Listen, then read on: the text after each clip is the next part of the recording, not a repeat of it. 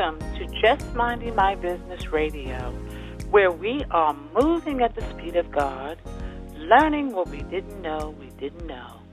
I'm your host, Ida Crawford. And I'm your co-host, Ruth Haskins. So grab a pen and paper and get ready for information that you can use.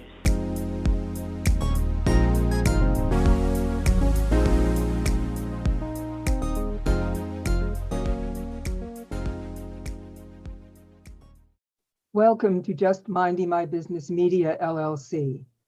10x your business with digital exposure through Just Minding My Business Media, LLC on Roku and Fire TV and Just Minding My Business Radio.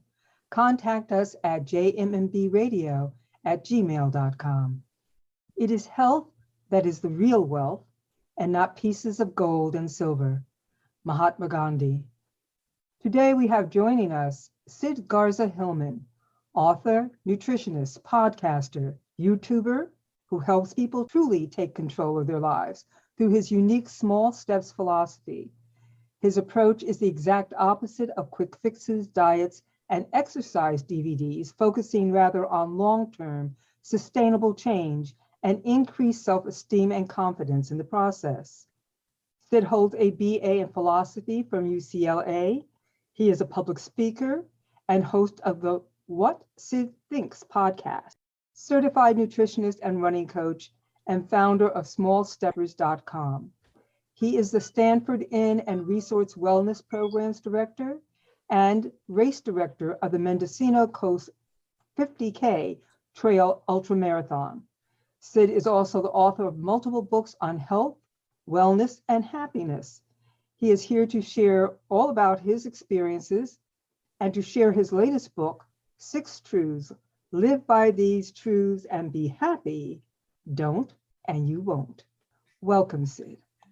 Thank you so much. That was a long, I'm sorry to put you through. That was a long bio. That's okay. That was well read. That was well read. Thanks for having me. It's nice to be here. Well, Sid, tell me, I'd like to know how people got started with stuff. So how did you get on this road?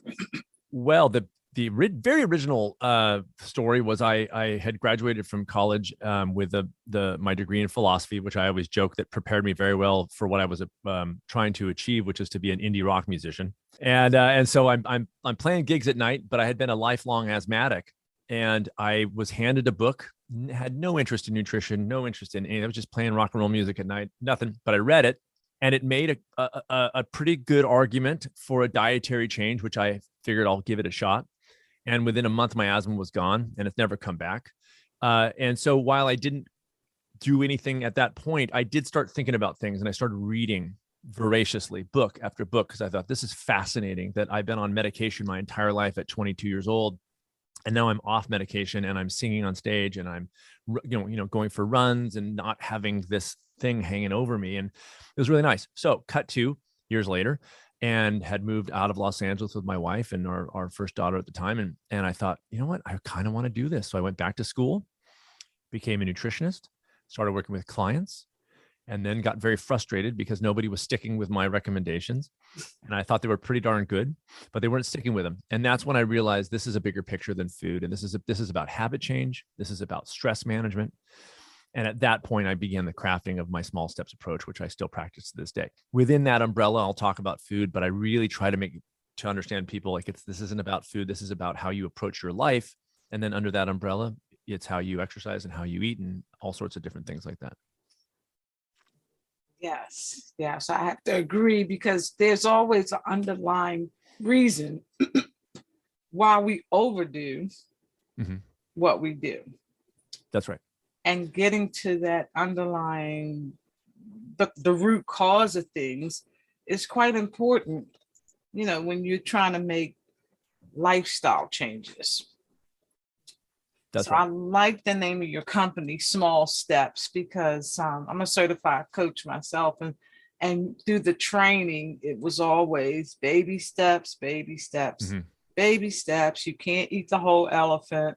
Yeah, all of that. So that was right. Sort of drilled into me to understand that if you've been some type of way for X amount of years, it's not going to change overnight. That's right. That's right. Well, what's interesting about that is that look at what diets sell you. They sell you a change overnight, hence the term quick fix, right? But what they're really selling isn't what I've never found one of my clients wants, which is what they're selling, which is, let's say it's 10 pounds in 21 days. It sounds amazing. Now, here you are, you're exactly right. They're 50 years old. For 50 years, they've been eating a certain way. What better if someone walks along and says, here's a book, 10 pounds in 21 days. And they go, my God, that's amazing. I can undo years of bad habits in 21 days. That's incredible. But the diet is just selling that weight, and it doesn't sell health. It doesn't sell long-term weight management. Mm-hmm. Once you actually can talk to a client for 5 minutes, they will not say, I want to lose it and gain it back. They will say, I want to be a person at a healthy weight. And then I say, well, then you would never join a diet, because that's not what it's going to teach you to do, right? So the reason why the power of quick fixes is it's so incredibly strong is, the pull of it, because people want the change so badly, but they're able to distract themselves from the actual hard work of it for a very, very long time, and finally, as a coach, when you can say, listen, if you're going to do this, you got to be clear about what you want and willing to put your boots on the ground to get there. And that's the struggle of this. But boy, when you earn it, it's the best thing ever, right? When you actually get there. Oh yeah, absolutely. Absolutely. Now, a lot of people, healthy eating, some people, the main thing is people don't have time. So how do you deal with that approach in terms of people fitting that into their day-to-day activity? Well, I got to tell you, I've been eating healthy for quite a long time now. And I have 3 children. 2 of them are twins. So I just want to point that out, because for 4 years, I don't think I got a good night's sleep for 4 years. It was 4 years. This is a true story. My wife and I were sitting on a couch. My twins were 4 years old, and we were having a cup of coffee, and we looked at each other and realized that it was the first time in 4 years we hadn't been interrupted within 5 minutes. That was 4 years in. So anyways, my point is that with 3 children, we do not spend any more time in the kitchen. I just taught a cooking class today at the resort where I work, the Stanford, and I teach cooking and nutrition and run the wellness center there. And my big focus is that this is easy. It is easy to eat healthy. That is a myth. You can spend tons of time in the kitchen if you want, but you don't have to. And that myth, it keeps people from, I don't have the time. Well, if you can dispel that myth, if you can dispel the myth that you have to pay way closer attention and be way more careful, you get rid of that with a little bit of education, then all of a sudden they're left with one thing only, and that's it, which is, can I do this or not? Am I willing to do this or not? But I'm peeling away all the roadblocks. I'm like, look, it's freaking easy, because I've done it for years, even with kids. My wife and I both work full time, and you don't have to pay closer attention. You can learn in an hour. I could teach people in an hour how to eat healthy, and then no more distractions with diet books. Get going. And then of course I apply my small steps approach, which is, what are you willing to take on right now? How small is that step? For me, not everybody's steps are the same size. It's what they are able to handle, and they become aware of their own stress, so that as they're pushing too hard, they realize, I've seen this before, I'm about to burn out, and they actually back off, and they maintain that stress throughout the process, so they stick with it long enough to just make it a habit. And that's the real work of this. But I always say, don't distract yourself with another diet book. You know enough now to start incorporating changes, and then that's when the real work begins. And as you're doing it, fine, learn some more as you're going, but you can start today. How long does it take to take an apple and eat an apple? No time at all. That's easy, healthy eating. Takes 0 time. It's making fried eggs and bacon takes more time than it does for me to eat 2 apples in the morning. So to reframe the idea of healthy eating in a way that, sure, you can spend time and do recipes. I do on occasion, but day to day, very simple eating. And it's very easy to do. Yeah. So what I'm hearing, and it's very interesting, like you said, how long does it take you to eat it, grab an apple and eat it? Yeah. And it really sounds more like you're saying learning how to eat the way we're supposed to eat as humans. We were not meant to eat McDonald's, and, when you go into a grocery store, there's really very little there that humans were built to eat. Most of it is manufactured foods. That's right. You have all of that type of food. So eating healthy, are you saying that a lot of that is raw eating? Are you saying that there are certain categories of food that you need to let go of? All of your manufactured foods? What I am saying is that on the balance, Mhm. it's not raw food, but I'll put it this way, making oatmeal, super healthy. Does it really take that much time to eat oatmeal? Put some blueberries on it. Very healthy, super healthy. Can you boil some pasta? Is the pasta whole grain? Good. Whole grain pasta, marinara sauce, a salad on the side, steamed vegetables. Very simple. Put some teriyaki sauce on it. Burritos, whole grain tortillas with refried beans and quinoa and some salsa and guacamole made from avocados and great guacamole, right? Make a burrito, all whole plants, super nutritious. There are meals that I teach people how to make. But again, I want to be clear, I don't eat 100% healthy. So while I understand nutrition because I've been doing it a long time, I also am not trying to get somebody so militant and rigid that they can't go to a party anymore because it doesn't have the perfect healthy food. So I really am advocating what I call the MOT most of the time. What your physical and mental health is going to be is a conglomeration of what you do most of the time, so that you allow, as you settle into a very strong foundation of health and happiness and stress management day to day, you can afford the treats. You can afford when you're traveling to eat less than healthy. It's okay.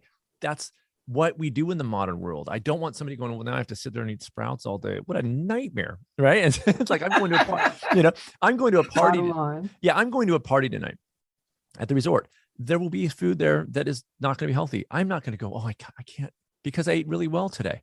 And I eat well most days. And so for me, it's the stress of not letting myself do those things that adds more stress to my life.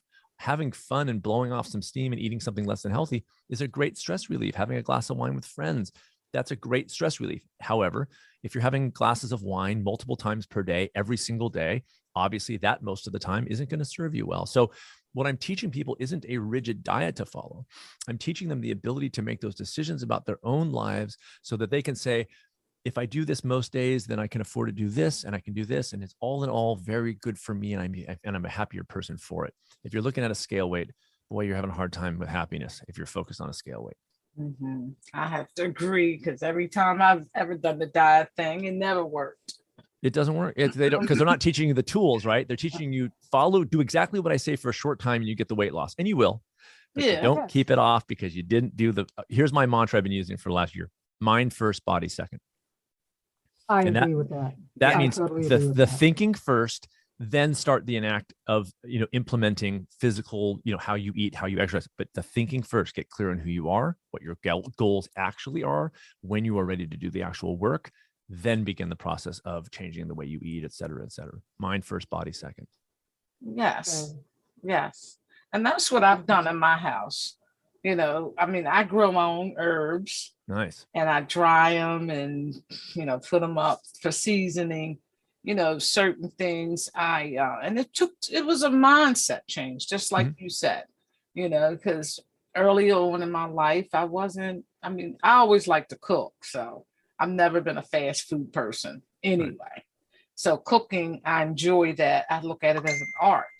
But then it had to get down to as you get older, you should be caring about what you're putting in your body. Sure. Anyhow, because, certain things is not conducive to good health. That's right. Especially if you already have, conditions. Right. So in order to manage those conditions, you have to change the way you eat. Well, and I would say two things about that. I'd say, even when you're young, even though you can handle it better, it does set the stage for health later on in your life, but it definitely sets the stage for behavior. And this is why, when I work with people, mostly women for whatever reason, and they're in their 50s, usually 50s and 60s, sometimes 40s, but there's a lifelong of behaviors that started, and it makes it that much harder to break. So if you're incorporating even small little awareness changes in your 20s, boy, it makes it a lot easier when you're 50 to kind of ramp it up a little bit, and it really does. So you're never too early to start, you know what I mean? And I would say that. And so, and then the second thing I would say about it is ultimately, and this speaks to my larger approach, which is that when you decide to make changes, when we're, I'm in my 50s, my birthday's tomorrow, I'm actually 53. But you didn't have to get me. You didn't have to get me there. Promise. But anyways, but it is about stress management first and foremost. It is about stress management. It's why, have you ever heard people who live in there, like they'll interview a woman who's 117 years old, and they go, "What do you eat?" What does she say? She goes, "I drink beer," and like they never are like, "I just eat lettuce." They're always like, "I drink beer," because they're like, I have a theory, which is that their ability to recover from stress, which is programmed in the womb, by the way, is probably pretty sound. And when we are lower stress, our digestion is better. Our immune system is stronger in a stress managed state, which means if you're in a stress managed state most of the time, you can afford to have a little less than healthy food once in a while. It doesn't mean you can eat badly, but it means you're handling things better. So for me, even before I tell people info number one about food, I want to teach them how to manage their stress, because then everything gets easier, including their physical ability to handle food in general. People eat healthy diets sometimes, coming to me because they have health issues and they want me to change their diet. And I go, your diet's fine. What is happening right now is you're not digesting food right now. You're inflamed because you're working, 80 hours a week, and you're super stressed and you don't breathe, and, all these kinds of things. So it's sometimes a bigger picture than one thing like food. Well, could you talk a little bit more about stress? Because I do recognize from personal experience that stress leads to eating. It becomes an outlet for eating, and it becomes an outlet for eating unhealthy foods. That's right. Because we tend to turn to what we call comfort foods. Mm-hmm. So can you talk a little bit about that dynamic that goes from, okay, there's a box of chocolates over there. Mm-hmm. I'm very stressed at this moment. Something major has happened, whatever, a car accident, problems in relationships, whatever. But there's a space between that reality and jumping into that box of chocolates. That's right. Can you talk about that space and how we can manage it? Sure. So that we can deal with the stress mm-hmm. and leave the food out of it. Yeah. Well, what you nailed is that it's not about the food. It's about the stress. So when people come to me and they go, well, what is the chocolates? And they want me to talk about the chocolate. I go, for now, eat the chocolate, because we got bigger fish to fry here. The chocolate is the perfect solution to how stressed you are. I don't want to take the chocolate away from you until you're ready and you don't need the chocolate as much. What I'm helping people do is get to the point where they don't need the chocolate as much. That's again, a bigger thing. So what I am doing as a coach is I am focusing on everything except the food for a long time. I'm a certified oxygen advantage breathing coach. So I'm teaching breathing techniques. I'm small stepping people into journaling, into taking light walks, not beating themselves up in a gym, but exercise that is fun and enjoyable. Maybe it's dancing in your living room, moving your body, all these non-food related ways of bringing joy into your life. Over time, what will happen is you will be in a better aware state. You will be less stressed overall. You'll be more present. Then when you get to the chocolates, you either say, I don't really want them, or you say, I might have one. What people do come to me and they go, I have no control. This is their messaging. I have no control. I just binge on the chocolate. And yet within weeks, I can have them in front of chocolate and I'm not even in the room. And they go, yeah, I had a piece and then I walked away. It's not magic. They wanted to make it about the food, about how addictive chocolate is, and about how bad they are as people because they have no control. And within weeks, I can show them you absolutely have control. They're not done with the work yet, but they can see that little glimmer of possibility that when they're in a low stress state, they can actually make a choice about the chocolate, not a reactive eating chocolate, but like, I want a piece of chocolate. That's a power move. They might want that. I'm not telling them not to eat chocolate. I want them to make a choice about it. I want them to have it and enjoy it, or say, I don't really feel like it. That's not about the food. That's about everything else that they're doing in their lives. When I start bringing on artistic pursuits, start getting them to draw or learn an instrument, small stepping. So they're busy. So they do 5 minutes a day of playing guitar for fun as a kid, like in your head.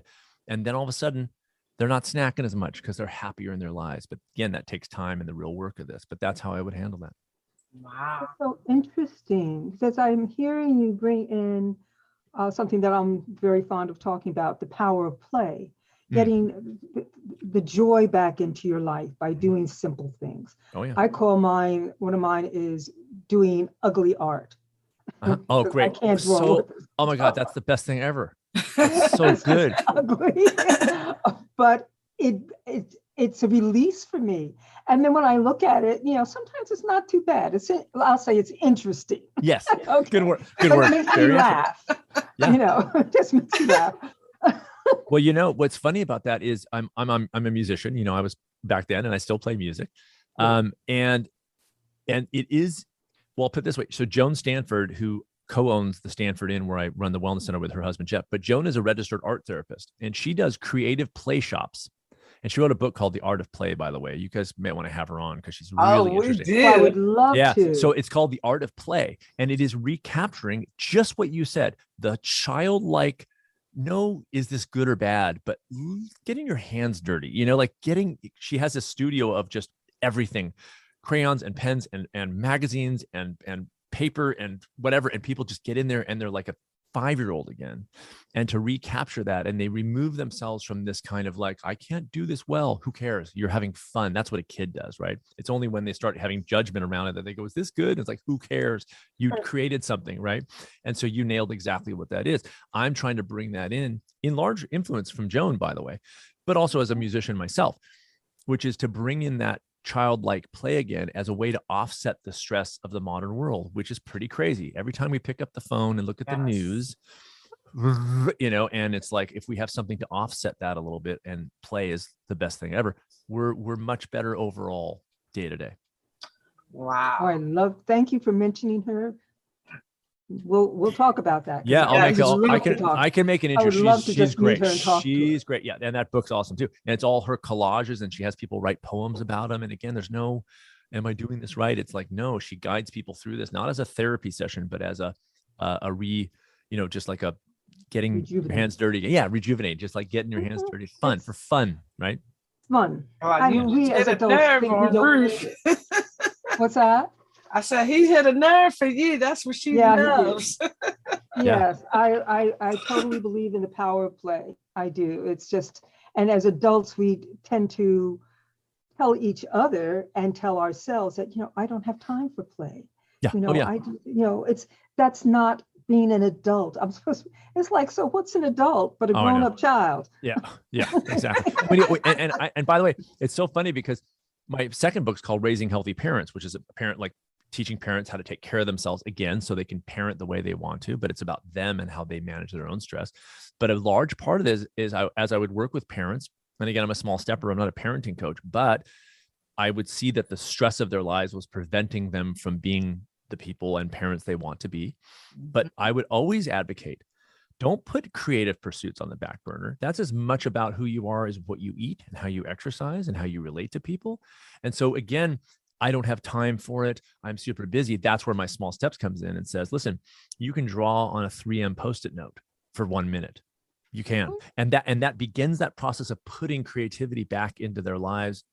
Fine for now, small, but it's something to grow from once they establish more of a day-to-day habit of, I'm going to take this little chunk of time for myself, this point of play and self-care. And they might throw it away. So there's no judgment, and it's just about the process of it. And then it's tossed. I love the idea of bad art. I think it's great. I had a poet client one time who was stuck, and I said, write 3 lines of poetry, and sometimes make them purposefully so bad that you can't but laugh about it, right? And it was like, because then you take the pressure off, and we're all making mistakes. It's like, that's what we do. And it's only when we think we have to do the perfect thing in 3 lines that we don't do anything. We just stop in our tracks. And so I just kind of let loose a little bit. She had a really fun time with it. And by the way, just like what you said, every now and then she'd hit on something that she would use in a poem, right? Letting that freedom occur. All of a sudden she hits something. She's like, I might actually use that, and most everything else she tossed in the trash. Wow. That moment of that kernel that you get. That's right. I'm going to share something with you, and I don't want to take up your time, but I had opportunity to speak for a company a few years back, and they were very stiff. I mean, they were just like, I was like, okay, we got to do something here. And I asked them all to stand up. And do you remember Jabberwocky? Yes. Okay. So I had them stand up and just find a partner and just talk nonsense to each other. The bluebird fell over the green horse who was jumping over the Great. moon, Great. any old kind of Great. craziness. Great. By the time they got finished, they were laughing so hard. That's right. And then it was like they were open. And that's what we need, even in our organizations, to be able to laugh and loosen up. It's not that serious. The work will get done. That's right. And I remember one person said, I don't know if I want them doing that in our offices. They did not care. Nice. I caught some of them on the lunch break doing it. Nice. Because it was just fun and it was ridiculous. And sometimes like you said, we're not perfect. So we're going to make mistakes. Go ahead and make them. Yeah. And then see what's there when you get finished. What falls out. And that's what this woman did when you gave her, write 3 lines of bad poetry. And there's a kernel. There's something really good here. That's that right. I'll keep. The rest of it, okay. I can. That's right. Here's when people don't ever have a good idea, when they don't act at all. And that's the thing. If you're acting and you're doing things, then wisdom comes out of that, ideas come out of that, inspiration comes out of that. What doesn't come out of that is when you're sitting in your room going, I don't know what to turn right or left, so I'm just going to stand still. Right. And if you turn left and it was the wrong decision, amazing. You just learned something about yourself that you didn't know before, and then you turn the other way next time. And it's the when you don't act is when you stagnate mentally and physically. And so just saying, you know what, I'm just going to write the stupidest thing in the world, gets you moving. It gets you acting. It removes all the judgment and all the chatter, and it gets you moving, and then you feel good and you feel better. And by the way, I will make the argument till the cows come home that actions like that will lead you to a better diet. Isn't that weird? Oh, right. But I make that argument because when you are acting and you feel more inspired in your life and passionate about something, and you're doing things that give you joy, guess what? You don't need as much junk food. Yeah, I can vouch for that. Yes, absolutely. I hope our listening audience is catching that, because that's a jewel. That's a jewel. Most of us are bored with our lives, or so stressed by our lives, or the combination of both. And one of the busiest aisles in the grocery store are the junk food aisles. I mean, during the pandemic, I have watched my grocery store that's close to me. They always used to have a place for the seasonal candies, but that got expanded. Now there are 2 aisles, 4 aisles of candy. And it's like, are you serious? Yeah. But yeah, and one is just believe it or not, is all chocolate. It's all the chocolate in the world that you could possibly want. Yeah, the season is becoming every day. It's like the aisles are expanding and the season is expanding until it's just every month of the year. And so, I know. I mean, look at people who shop at the dollar store for their food. Lots of people grocery shop at the dollar store. Yes. And it's not like they don't have a general look. Some people I can teach and they don't know a lot about nutrition, but most people have a general idea of what healthy food is. It's not because they don't know enough. It's because they're stressed, they're exhausted, and they want some pleasure at the end of the day. And that's going to be in the form of a cheese pizza. And until you deal with the stuff like you said, boredom, getting active and producing things for yourself and at your work and being creative and tackle those things, you don't need that. You don't need the offset of the cheese pizza as much. If you want to do a cheese pizza, have it as a treat, and you enjoy it even more, in my opinion, because you don't feel any guilt or shame about it when it's a treat and a choice, but you're still dealing with the actual underlying issues. Wow. Before we go any further, we need to make sure people know how to get in touch with you. I love, love, love your approach. Oh, thank you. Part of my approach is that I shot myself in the foot a bit, but in 2018, I quit all social media. And so I have 0 social media. However, they can go to sidgarza-hillman.com. That's my main site. And I do post videos on YouTube. And I have a podcast, as you said in the bio. But I also have the Small Steppers program. So I've got a 12-week online program, which is extremely effective. And I have live Q&As that are just with me. And so they can go to smallsteppers.com, and there's a free 6-part video series where they can learn about what I do and how I do it. And so that's smallsteppers.com. And they can also go to smallstepintensive.com. And that's if they want to work with me on a one-to-one coaching basis. Some people prefer that to the online version. So those would be the 3 places. And then, of course, Stanford Inn is where I run the wellness center. So you can always stop in there and say hi. Yeah. So let's talk about the books. Okay. Because in your bio, you've done quite a few books. And I really like the last one. I like the title. live by these truths and be happy. Don't and you won't. Yeah. I like that title. So snippet. Give us a little snippet about that book. Well, what's interesting is the first book that really had nothing to do with health per se. So my first book is Approaching the Natural, which is a philosophy of, one chapter was on food, but the rest of it was on all the other ways that we can sort of, what you touched upon earlier, Ruth, which is that, to identify us, the fact that we're all still animals. And if we can bring in by degrees, still live in the modern world, but bring in by degrees some things that are more natural to our species, how we eat, how we move, how we socialize, that we thrive within the context of the modern world. That was my first book. Second book, Raising Healthy Parents. Again, talking about parents learning to take care of themselves first so they can be better examples and be able to be low stress around their kids, all good stuff. Sixth Truth was a bit of a departure for me because I realized in my own trek in my own career that, boy, this is really about happiness before it's about health. And when you can make yourself happy, it really makes it a lot easier to make yourself healthy. But it's first and foremost. So I thought, you know what, I'm going to write a philosophy of happiness book. And that's what I did. And I really wanted to make it simple, something it's chunked up into short little snippets. You can grab a page. I have it right here. This is not to sell it, but I use it as a coaster on my desk. So it happens to be on my desk. But anyways, but it's cut up in very little snippets. So it's a very easy, fun read, but very serious stuff too. And so it is about all these kinds of things that I've talked about, the hard work of what it is, the struggle of what it is to live a good life. And if somebody's telling you it's easy, they're selling you a quick fix. If somebody is selling you it's hard work and it's worth it to work hard, then they're worth talking to. Anybody who goes, you don't have to do anything. It's all good. It's all mad. No, it's not. It takes a lot of work. It takes attention. It takes struggle. It takes struggle to be a good parent. It takes struggle to be a spouse, a good spouse. It takes struggle to be a good worker. It takes struggle to be a good friend. It takes attention and awareness. And anybody selling you otherwise is ripping you off. So it was my manifesto to say, you know what, let's talk about the bare bones of what it is to be happy, in my opinion. And here's some 6 basic truths.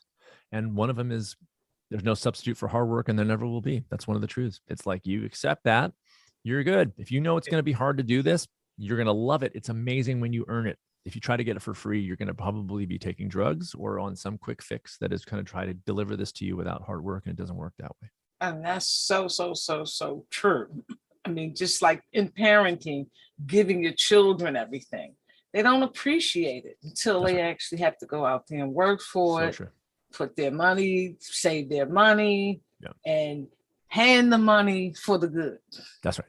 Exactly. It's a perfect example. We always think, God, if I just had $1 million, well, how many people who are millionaires are, brilliantly happy and in long-term relationships? And there's, some of them, I'm sure, but some of them don't. It doesn't mean anything necessarily, like your quote in the beginning. This is about a bigger picture than material wealth. This is about forging a good life. And that means admitting when you make mistakes and knowing how to correct yourself and being willing to put in the attention. I've been married 26 years. There's not a day off. I don't go like, we can just phone it in now, honey. We work on our relationship and ourselves all the time, and we have for 26 years. And I think that's why I have a successful relationship, because I know that I'm flawed and I'm just trying to be better as much as I can. And that's a constant that will never end. I never want it to end. I never want to think I've got it. I don't have it. And I want to keep trying to have it. Absolutely.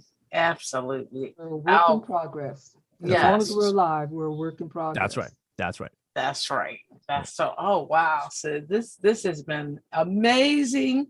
I have never had anybody approach health and wellness in this manner. So this is definitely something to simmer on. And for people to understand, you have to be happy. You have to find happiness, whatever that looks like for you.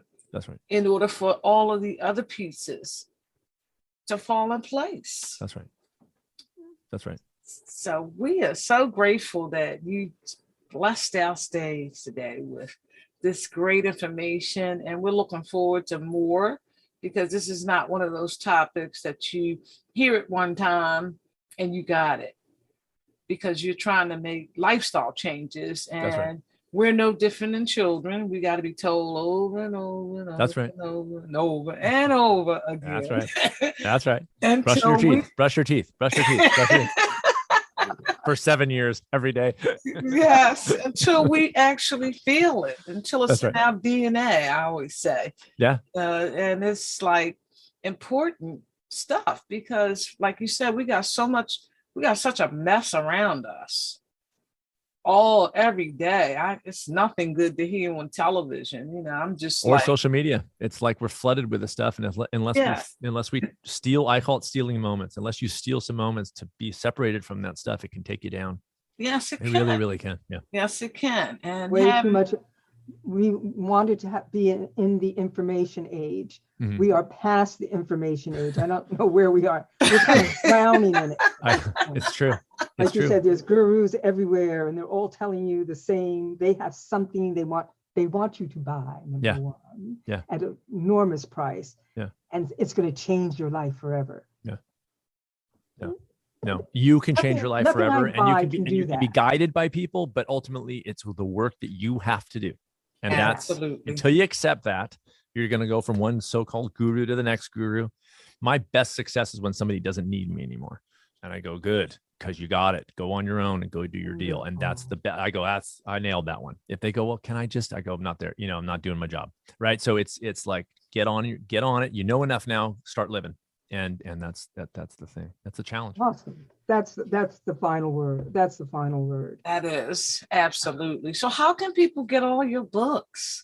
They're everywhere. They're published. They're on Amazon and Barnes and Noble and stores on occasion. But yeah, independent publishers, but they are published works. So and they can go to sidgarza-hillman.com. There's links to Powell's books and Barnes and Noble and Amazon, all the kinds of things.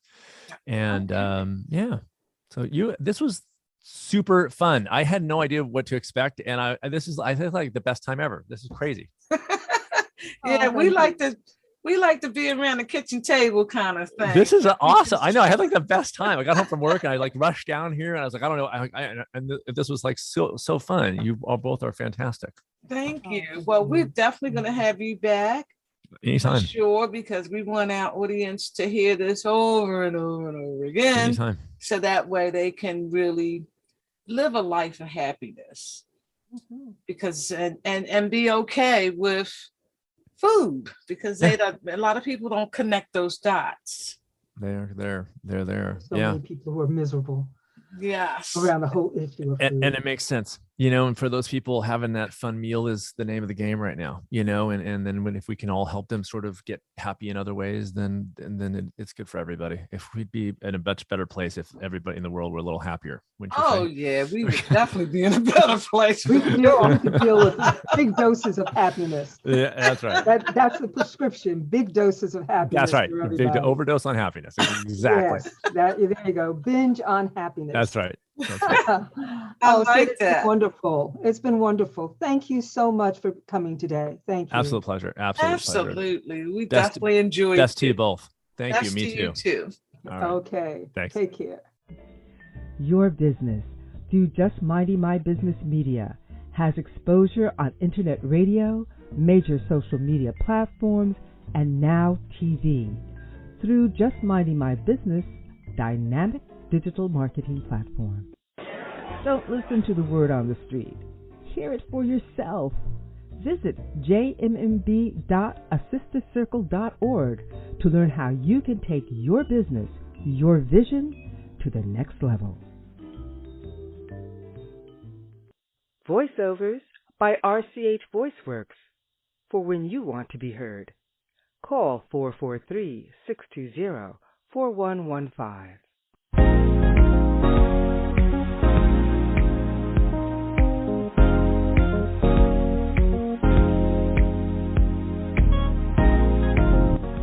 Thank you for tuning in to Just Minding My Business Radio.